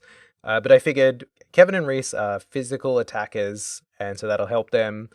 Olivier is great as like long range, so being able to do more damage in a battle while he's sort of hanging back and casting spells would be great. And kind of same thing for Teoh. She's just like a demolition ball at this point. So I figured give her a big gun to make her big gun go boomer. I like this. She deserves it. Yeah. Also, if you just straight up talk to Celeste, rather than, doing weapons or whatever, she has an interesting bit of dialogue where she notes that it's curious that there are 16 of us at this point, as there were also 16 people in her group when they were attempting to seal the Aureole originally. So it's just an interesting little historical parallel. Yeah, it's a fun little coincidence. Maybe it's meant to be. Who can say? Also, all of the liberal news issues show up on, not in the normal library, but on the one that's, like, you know where the tree is, and then you can go down the stairs to, like, this little platform past there. Oh, yeah, near the Nigel No Friends bench. Yeah. It's that one bench where everyone goes to sit by themselves and have, like, a dramatic self-reflection, yeah. Yeah. Or where Annalise goes to bother people sometimes. While they're trying to have a personal self-reflection. Jin and Agate are sitting next to each other on the stairs on the way to the No Friend bench. They don't have any dialogue, like, with each other, really. Agate does have some dialogue with Estelle, if you have her in the party, where Estelle's like, why aren't you hanging out with Tita? And Agate says, you know, she's a big girl, and she's with her friend right now, so she's fine. Cute. And it's just really sweet. But then, of course, there's a weird, she's a kid, not a kid, she'll be fine without me. Or she's not a kid anymore, she'll be fine without me. Then we get some weird things where Estelle and the party seem to be teasing him about Tita, and it's like, kind of, you know. It begins. Nothing Agate says is anything but, like, sweet and brotherly, so that's good. Yeah.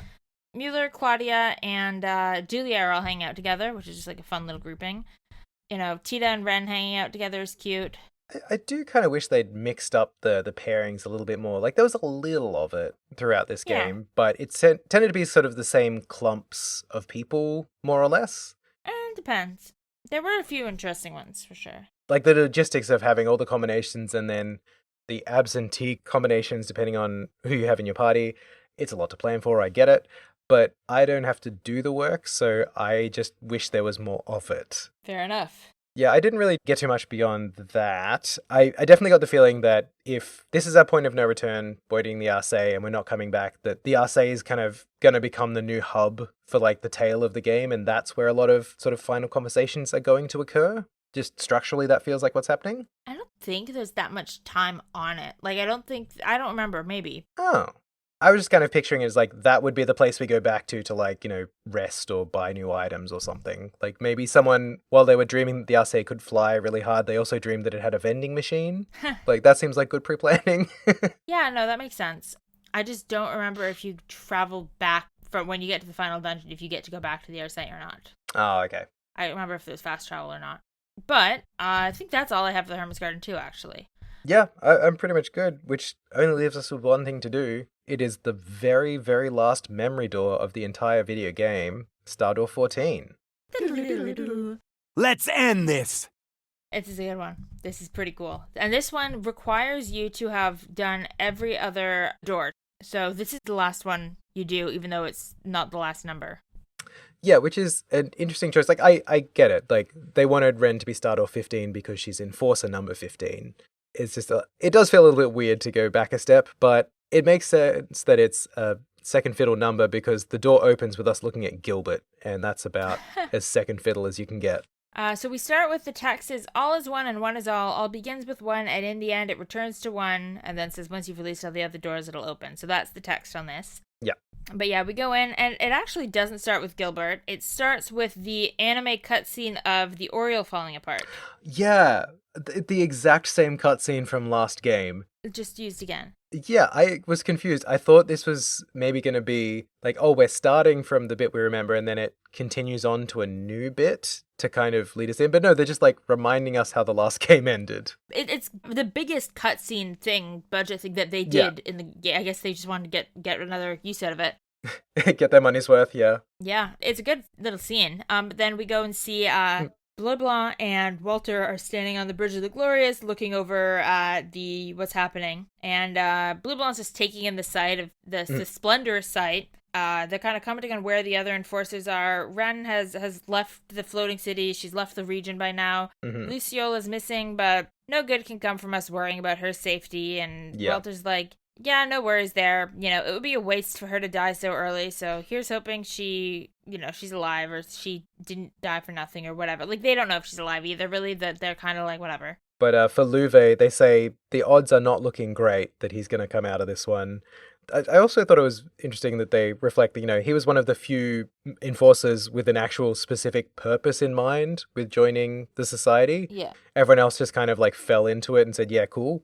But based on that, it's Blue Blanc's like, it seems like maybe the reason his odds are so bad of coming through this alive is because he's achieving that purpose, which was, reuniting with Joshua and all that. Yeah. He's gotten to the end of his story one way or another too, right? Like, yeah. Whereas the others aren't working towards an end. They're coping well. Coping less well is Gilbert. Yeah, who, as ever, is just absolutely clueless to what's going on. He's hanging out in his bedroom, crying about how he hates his life and everyone picks on him, and he's just so hard put on. He's so mad. He was like, I thought we were going to use the floating city to rule Liberl and then rule the whole continent, but wait, nobody said that. Did I just think that on my own? Just the fact that he wasn't made false promises by Ouroboros, he just made shit up in his head. Yeah, no one clued him in, so he just told himself a story. Yeah, it's very funny to think of him sitting there in his bedroom, thinking everything's fine, looks out the window, sees like the magic ancient city falling apart and dropping out of the sky, and he's like, wait, that seems wrong. Is that meant to happen? He's like, if the point wasn't to rule the world, what was the point of all this? And it's funny because it's Gilbert asking that, but also it's kind of an interesting tradition because we're now going to get a look into what it's kind of really about for Ouroboros. We're not going to get an answer, but we're going to get an interesting look into that. Yeah. Because we go to see Campanella walking towards the sanctuary room. Yes, he's working his way in. The guards try and stop him, but he quickly deals with it. Very cool moment when he finally gets in. He walks up to where the organ is and just snaps his fingers. Yeah. And suddenly the organ music that's been playing over the entire door to this point just cuts out instantly. He also confirms to the guards who were in front of the door that Weissman is dead, which nobody else knew at this point. He's like pretty chill about it, but everyone else is really shocked that it's possible that he's dead. That's right, yeah, because they're like, on the Faceless's orders, no one is to enter the sanctum, and Campy says, well, he's dead, so his orders don't count anymore. Yeah. Why don't you go fuck off and watch the thing falling apart outside? I mean, to be fair, if I didn't get to watch it, and it was happening, I would also be kind of bummed. Yeah, but it was the right choice because Campanella does say, it's very good of you to stick to following your orders, even though something so cool's happening outside. If you hadn't, I'd probably have to kill you, so good job. Yeah. And then he releases them, go look at the cool thing and get out of my way. And they're like, yes, please, thank you, Mr. Fool, goodbye. But inside the sanctum, he activates the voice activation for the cool secret that we didn't know about. That's kind of in the same place that we teleported through. Called the Celestial Globe. Yes, he's requesting access to the Celestial Globe in lieu of the third Anguis Weissman. Yeah. Because he is deadzo. Yes, he is. And then the whole world warps around him a bit. Yeah, we get a cool wiggly effect. Yeah. And we find ourselves in the Trails holodeck. Yeah. You've got this central platform that Campanella is standing on, and then it's surrounded by pillars that a voice is associated with each pillar, but we can't see the face of anyone. Yeah, they're sort of monolithic stand-ins, very much in the vein of like Neon Genesis Evangelion's World Council, how they're all those big talking pillars. It's very cool because we get 7 of them come up, but only 6 of them light up. And the one that doesn't light up has the Roman numeral 3 on it. Yes. For Anguis number 3, Weissman the Faceless / dead. Yeah, / dead. Weissman the deceased.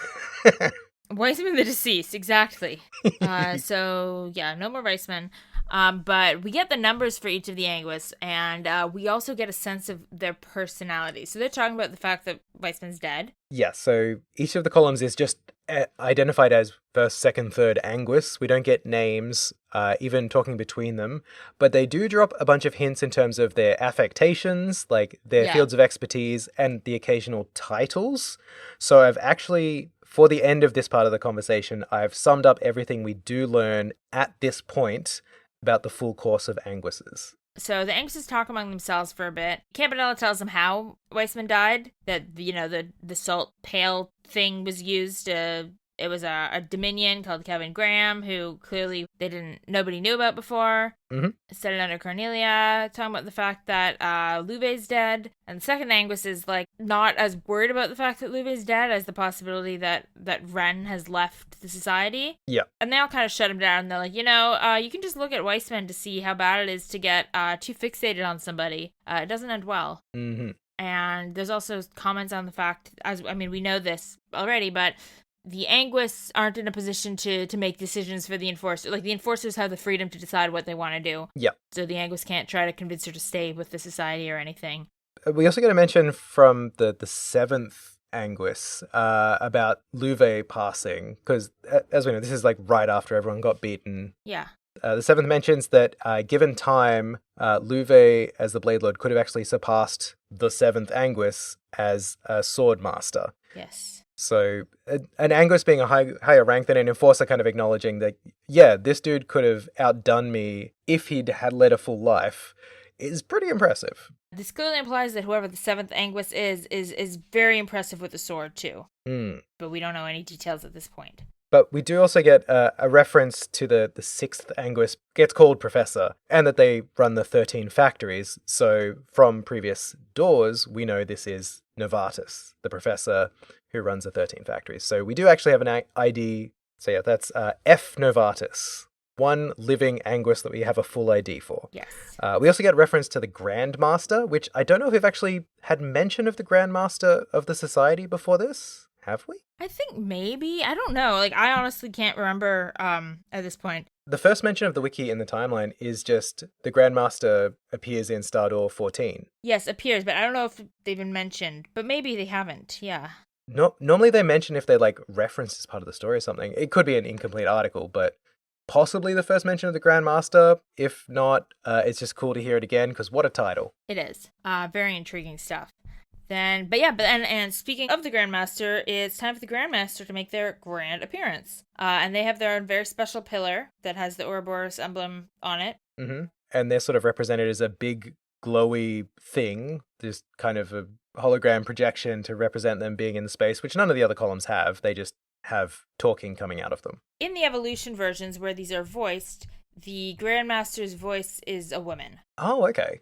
So we do get that at this point. Interesting. I keep forgetting the Evo versions were voiced. Yeah, it's easy to forget because this is not at all how we experienced these games, but yeah. Yeah, okay, so we've got context from some version of this that the Grandmaster is femme presenting.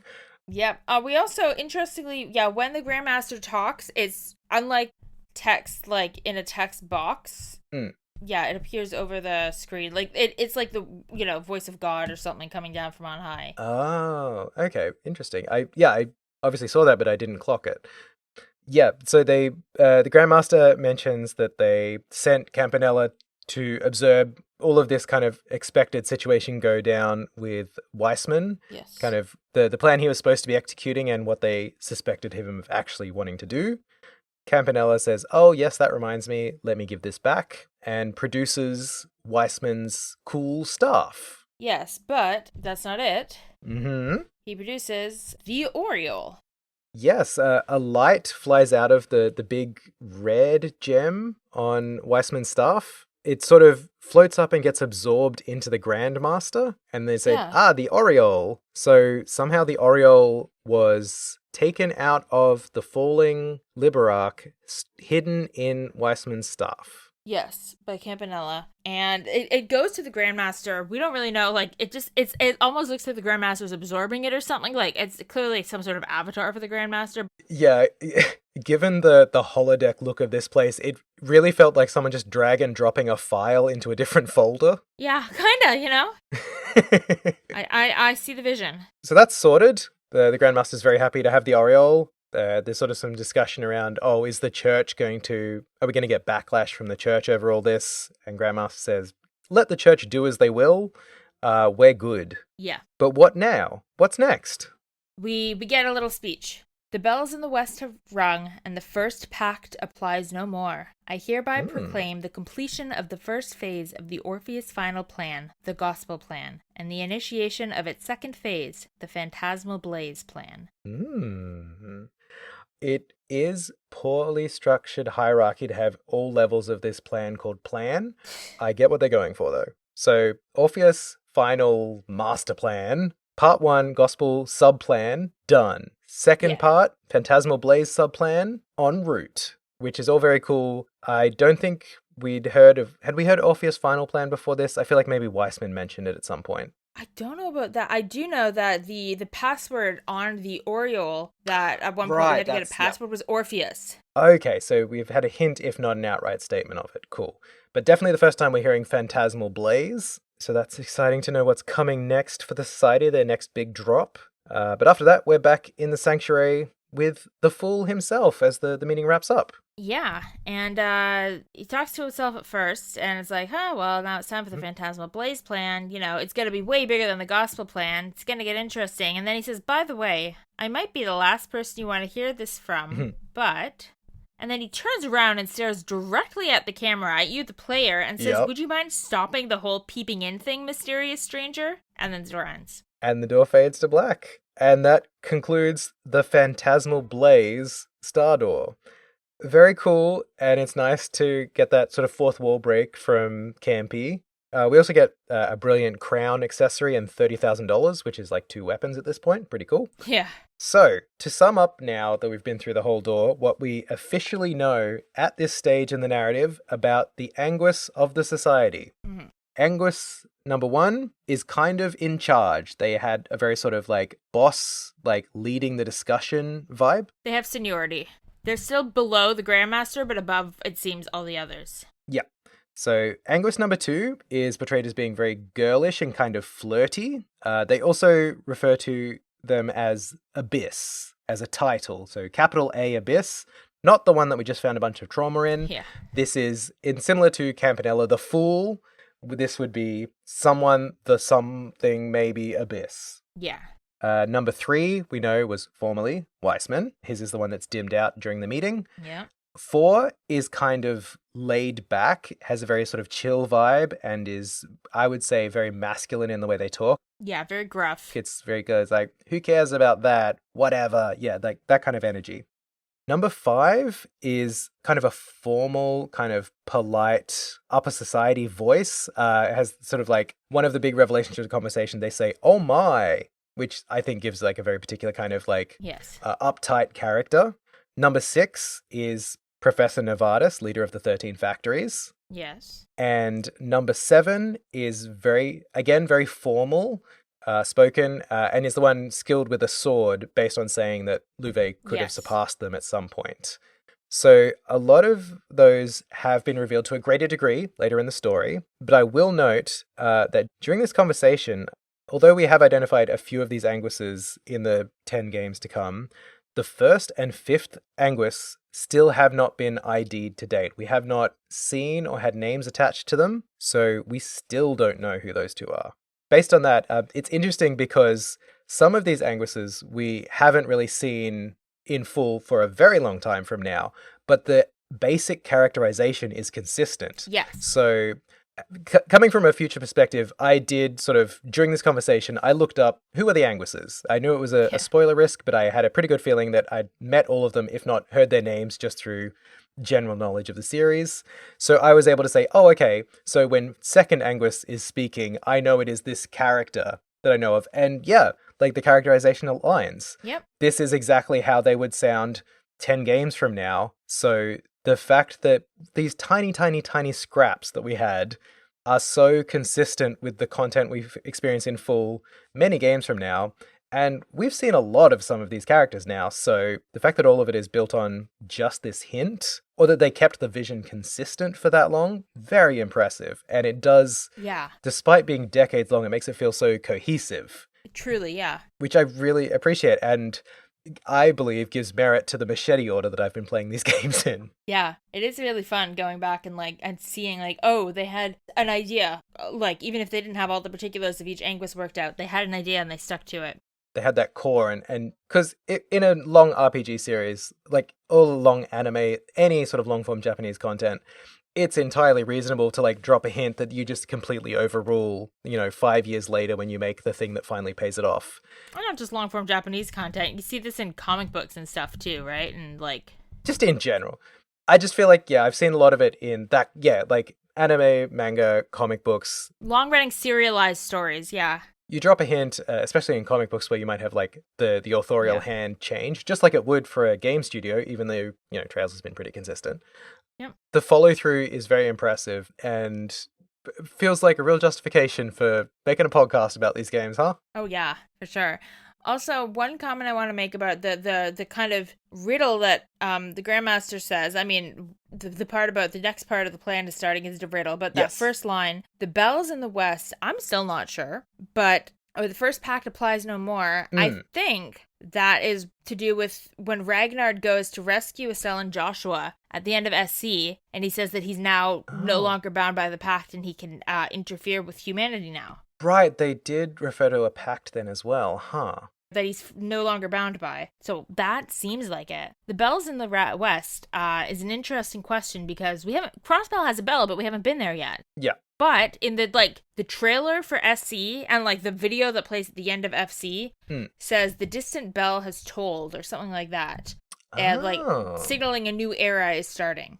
So it's something like that. I'm paraphrasing, but maybe it's a tie to that, but I can't think of a literal bell. And stupid question, Crossbell is to the west of LaBelle, yes?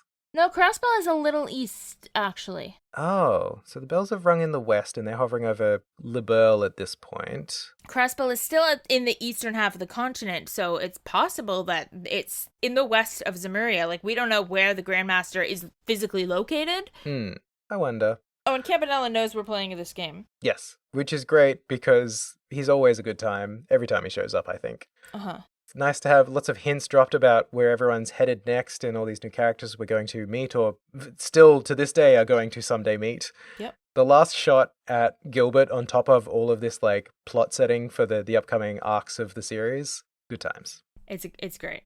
I think for me this one is a 5 out of 5. Me too. Easy. I loved what they gave us. I love with the context of the future, how solidly they delivered on what they teased us on here. Yeah. With all the anguish and sort of future beats of the greater plot, of course. This is a really great final door, and it does feel well earned for having played all those other ones of varying qualities. Absolutely. It's really fun. I actually do like the fact that it's designed so you can't unlock it when you get there. You have to go back no matter what. Yeah, because I think if it was the absolute last door you discovered and then it told you you've got to go do all the other ones, that would feel like chores. Yeah. But the fact that it's not the very, very last one you find still feels like, oh, I've still got to discover more, so it is reasonable to remind me to go back and play any I skipped. Yeah. Does make me wish there was some sort of symbol or something on the fast travel map to indicate whether or not you've done a door. Because if you weren't taking notes every week for a podcast, you might be like, True. Fuck, which doors did I do? Very true. But yeah, just the fact that it presents itself like that makes you ooh, there's something to look forward to. And it doesn't disappoint. It promises something exciting that you have to wait for and then follows through. Yes. Yeah, fantastic final door. I am happy to have completed all of the doors. Yes. For all their peaks and valleys. Do we want to do our final run, or do we maybe save for the last episode of the season and we'll do our final rundown of the door rankings? Maybe for the final episode, just for fun. Yeah, let's save it. All right. I have a fully updated spreadsheet now, which is always a very satisfying feeling for me. Beautiful. And I will return to it next episode, I assume. Yeah. Because that's all we were covering for this episode. What do we have left next episode? Is it our last episode? Next episode, we're finishing the game. What? The end? The end. How exciting. We're going to do it. Next episode, we will board the RSA once we're happy we're all done and dusted, and maybe do a little bit more power leveling down in the abyss before we jump in. Mm-hmm. And then we'll just be straight shot to the end of the game. No more doors to think about, just dungeon. Just dungeon. And then whatever plot events may happen. And kitting out all your characters. I'm not kidding. Try to make sure everyone's leveled and equipped with some stuff. Yes. Another great thing about the Abyss is it's very Sepith rich. So you will get a lot of juice to upgrade all your slots and build more quartz if you don't have enough to kit out everyone. But I feel like with the way this game's thrown quartz to us to date, you should probably have enough to put something on everybody. Yeah, if you want really well-developed builds, you might have to put some more work in, but you should have a lot of Sepith. I have maximum Sepith all the time now. Yeah, I have 9999 of a bunch of them. Exactly. So the point that I feel obligated to unlock everyone's third tier levels, just so I'm not just being handed currency at the end of every battle and dropping it on the ground and leaving, I suppose. Yeah, basically. I always feel bad when that happens. All right, I think that's going to be us for now. Woo! Before we wrap up, because we did skip it last week for the Sundor episode, we will go through the TWG Community Chest. As you may know, this is a special treasure chest with a message inside it that we like to open every episode to tell you the name of another show on the Worst Garbage Network that you should go check out, because our network is full of wonderful people making wonderful content, and you should look at it and watch it and listen to it and read it, because we have all kinds of media on this multimedia empire. So many things. This week, emerging from the TWG Community Chest, it is Girl Mode. We love Girl Mode. Robin and Willa are such a delight to listen to. I think, not the latest episode, but right before that was another entry in their long-running series of X-Men themed episodes. So nice. Go check that out. Those are always a blast. Yes, excellently timed, given that the second season of X-Men 97 has just started up, a fantastic cartoon that everyone should check out. If you would like to hear some X-Men opinions or just general game and media opinions, head on over to Girl Mode, which you can find at thewestgarbage.online, along with all of the other fantastic multimedia offerings available from The West Garbage. And us. You can also find us there. You can also find us other places on the Orbital Net, on Blue Sky and Twitter and Instagram at TrailsPod. You can send us an email at trailsthroughtrails@gmail.com. Mm-hmm. You can also give us a rating or a review on whatever your podcast app is. That, helps us reach more people, which is always great. We always appreciate that. And you can also contact us. Just come into the Discord, which again is linked to theworstgarbage.online, and bother us there because we're very active. And don't forget, if you are a YouTube fiend, you can also find the show over on YouTube. Every episode gets uploaded simultaneously, along with our lovely cover art this season provided to us by Ali Osson, a lovely Trails enthusiast and general illustrator who's putting good stuff out there on the internet. Yeah, so much good work. But anyway, thank you so much. Once more, next week we're going to be finishing the game, which is very exciting. Woo! But until then, I've been Lex. And I've been Matt. And Kevin, give us your second to last release. For the second to last time, Kevin. It's over! Yeah, I didn't like the way I said Kevin's release. Yeah, no, that was... Yeah. That's great. You should put that as a blooper or something. It sounds like I'm inviting Kevin to use his secret third S-craft, Spear of...